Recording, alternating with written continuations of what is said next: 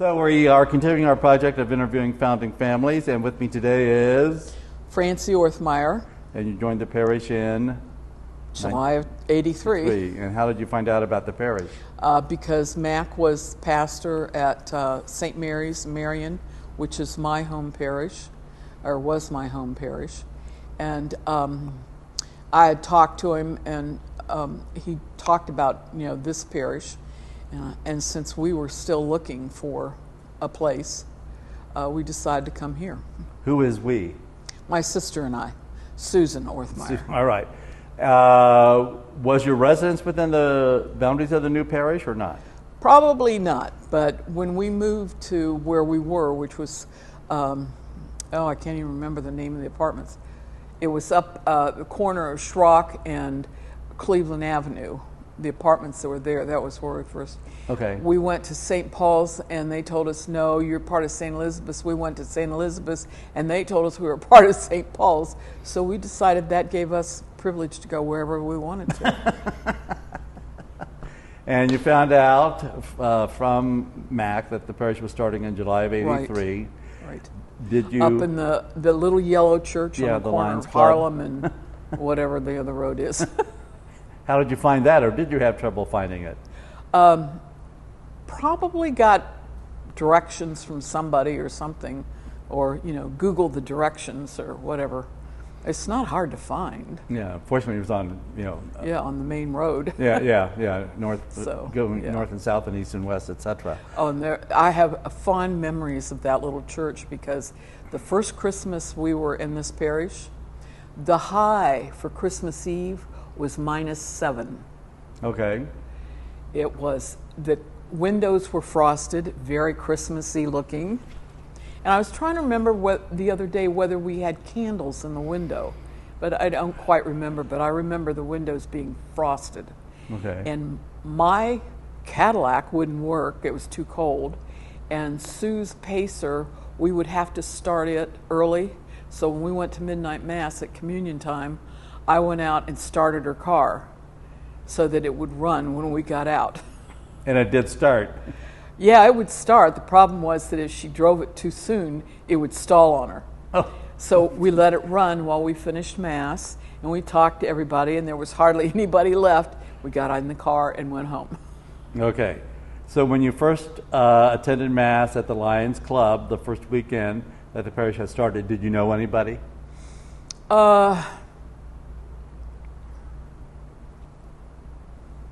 I don't think so. I mean, I'm thinking of all the people I knew from there, but I'm trying to think I don't think I really knew them that first Mass. Okay, some of them had been together when it was a mission from St. Matthew. Right. So they had gotten, let's say, 9 to 12 months of worshiping together to get to know names and faces. Right. Were you welcomed? Were you received warmly upon your arrival? Oh, of course. We were all strangers to that church. Okay, but you kept coming back and one Right. thing and another, all right? Were you anxious to get involved? Oh, yeah, we signed up. I mean, first of all, we took over one of the masses, which is what Mac was looking for somebody, and As a sacristan of some kind? Or? no, I mean singing the masses. Oh, I'm singing, sorry, okay, yeah, all right. doing the masses. And Kathy Fritsch and her husband, can't Yes. think of his name, led the Guitar mass. Folk and mass. Sue was part of that. And I don't remember who. Maybe Bud Pylan did the 11 o'clock mass. He would just play the organ, though. Right. I remember He's him. He's not here anymore, is he? Correct. Bud Pylan? He died a couple years ago, I believe. Oh, okay. No, his wife did. His wife died? Yeah, several years ago. Well, is he still living? To my knowledge, yes, but he's in a facility. Oh, I'm sure. I do not know the specific facility or location. Yeah. So because he was much older than we were, so I Yeah. know by this time, And well, it started with that, and then of course I volunteered to help with RCIA, and just all these other things we got involved in. realizing that you came to the new parish because of the pastor, who had been your pastor in a previous parish, were you willing to make the financial sacrifice to build a worship facility? Yeah. Okay. I mean, we didn't start collecting money for that till probably almost a year later. And then they had the big drive, And yeah, we pledged. And of course, if you look back in the records, you'll find all my money under Sue's name, but that's beside the point. Okay. Somebody couldn't make the distinction, Okay. So anyway, all right. but yeah, we did. Yeah. And the Ministry Center, as we know it today, was dedicated in 1985, July. You were thrilled to get in there and expand your ministry presence or volunteerism. Well, I also, distributed and lectured at masses. Okay. Whoever, whoever scheduled that, it was somebody in the office, and I was part of that. Yeah, and went on with the RCIA, and then we also started. Remember the Curcio-like weekend retreats that we did in Marion? Yes. I also, urged Mac that we need to start that. Oh, okay. In order to get people involved. Yes. And so I helped start that up. Oh, I was unaware of that. Yeah. I knew about that retreat program because I had experienced it with him when I was up in Marion. Right. But I did not know who suggested it or how it started, etc. Because I was anxious to get it. I mean, it was a perfect way to get people involved. Yes. If you're trying to get them involved. So, and it did, I assume. Well, people yes. were really involved Yes, when I yes. left. So, throughout those years, you were anxious to get involved, being welcomed, et cetera, et cetera. And then you relocated from the parish a little bit, you said? I don't remember exactly what happened because I was here when you were here first time. Yes. For a while. I can't remember how long I went here before I decided it was time to look for a new place to worship. Okay. Yeah. My first arrival was in December of 1988. So.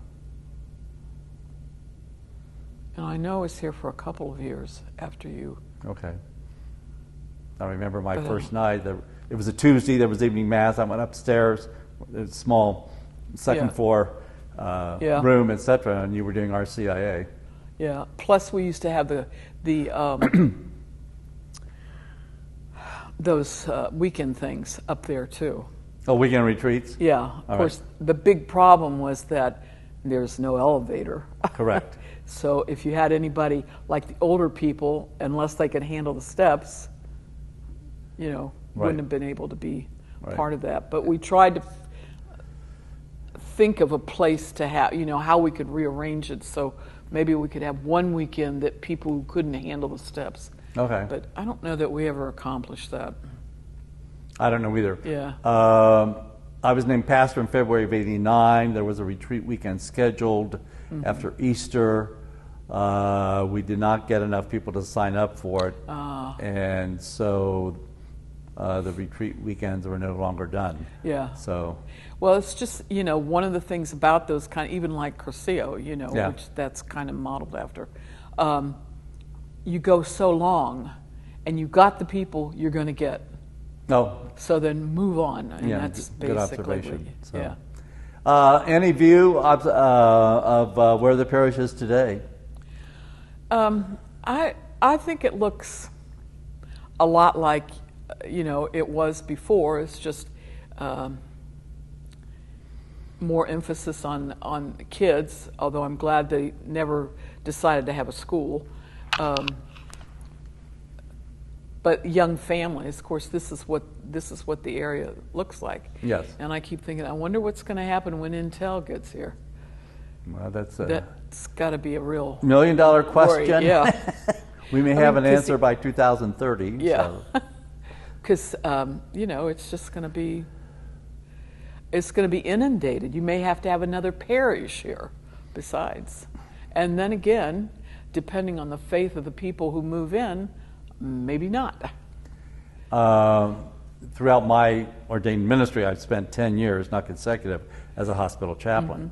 And in all the hospitals I ministered, the Catholic census was 10% of the entire house census. Oh, really? And I use that as a barometer indicating if X amount of families move into this area related to Intel, probably 10% will be Catholic. Yeah. Now, there could be pockets around Franklin County related to like a Dublin or Powell or something where the Catholic population is more than 10%, but I'm not sure. But I want to say overall it's been 10% in Franklin County. So, but even that would be quite a increase. Oh yeah. I'm not going to say a boost because it may end up not being a boost, but may end up being a bust. But yeah. Now you mentioned you and your sister Sue sang in the folk choir, and then Sue was also keyboard organist. Oh yeah, organist. Yeah. Well, and she would plan. I mean, at that time we didn't have Tom Wyatt wasn't here. Correct. So she would plan her own mass. Yeah. And she chose the music. Well, so did Kathy and Charlie Fritsch. Yeah. And Bud, of course, would also. Yes. So, yeah. So when I arrived in 1988, she was playing keyboard with the pipe organ we had in the ministry center. Yeah. So that was donated by the Rush family, and that pipe organ is now in the new church of St. Simon and Jude in West Jefferson, Ohio. Oh, really? Yeah. I didn't know that. Huh. So it was relocated there 15 years ago or so. It's doing somebody some good, right? Oh, yeah. And the Rushes were fine with that. So. Yeah. So. Any other? They were. I'm sorry? They were, they had that bakery downtown, right, Rich? Yeah. Bakery. Bill's family. Yeah, I think his parents or grandparents. So it's now on East Livingston Avenue. We went one time. Remember when they had the Messiah sing-along downtown? You're in Columbus? Yeah.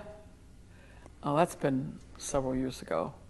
Well, but you got the me on that. Rushes and us, Sue and I, went down there. Oh, okay. It was enjoyable. Oh, you went to... We went to the sing-along. We sang with them. You participated in it. Okay. Yeah, that's what it was. It was the Columbus Symphony and their choir would sing it, and anybody who wanted to join they sat in the audience and sang along with them. Oh, okay. Did you do that? I did not do it, but I remember hearing about Yeah. I don't think they do that well, probably because of the pandemic. They haven't done it for a while. I think I remember now hearing about it. So. Yeah. It was... Well, if you like the Messiah, and we do. Sure. It was an enjoyable evening. Yes. So the Wretches, And I got that directory, and was going through and remembering all the people. That's a photo directory from 1985 or 6. Is that what it is, 85? Yeah. It has to be after the church was open because the picture's on the front, So. And it can't have been too old because the bushes are very low. Okay, yeah. So personal observation, number one, I was here for a reconciliation service, either Advent or Lent of 1984. I remember being in the Lions Club. Yeah. And then I was present for the dedication of our first church building, now known as the Ministry Center, in July of 1985. Okay. And I've seen a video of that dedication mass with Bishop Griffin, and there were about 35 priests who were here, which would have been about a fourth of the diocese at that point. So today that would be like a third. Yeah, right. So definitely different. Yeah. Any other comments, observations? Past, present, future? Since between resurrection the first time and the second time, I went to St. Paul's, St. Peter's, St. Elizabeth's. And mostly for the same reason, I came back is I look for a pastor who can support my spiritual growth. Good. And if I don't run into that, like Kevin Lutz would not have been my choice for that, and neither would have the last one, whatever his name was, not been. Oh, the pastor here, you mean? Yeah. Oh, okay. Yeah. Okay. Yeah. So, that's what I look for. Okay. And sorry, but that's the way I operate. Well, that's fine. That's good. So, thank you for being with us. Thank you. In the past and in the present. So, and you are still involved. I think I saw you lecture a week or two ago at Mass. Yes. So, I'm a little cautious of that platform over where you welcome people. Yes. I'm afraid one of these days I'm going to step back and fall off. Okay. Please don't. Yeah. Take your time. But I see I'm not the only one, because I even see some younger people going very gingerly back. Yeah, okay. All right. Well, So, thank you for your time and welcome. talent and Welcome. treasure.